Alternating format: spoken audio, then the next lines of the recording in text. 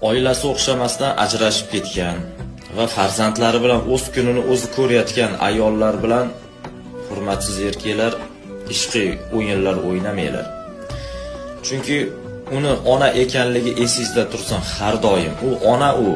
Mayli siz uchun ko'chadagi bir buzuq ayollar darajasidadir, ajrashib ketdi, endi u bilan nima qilsam bo'laveradi deb o'ylarsiz. Lekin esingizdan chiqarmang, u ayol farzandlari uchun yashayapti.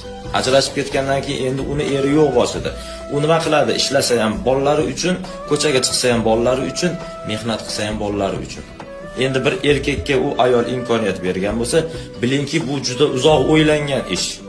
Farzandimga ota kerak deydi. So'g'imda menga suyanchiq bo'ladi deydi.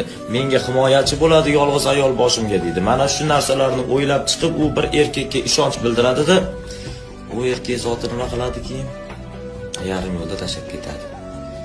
Bu juda xunuk narsa bu.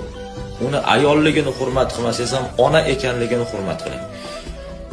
Ko'zingiz yetmasa, aqlingiz yetmasa, bormang oldiga, gapirmang.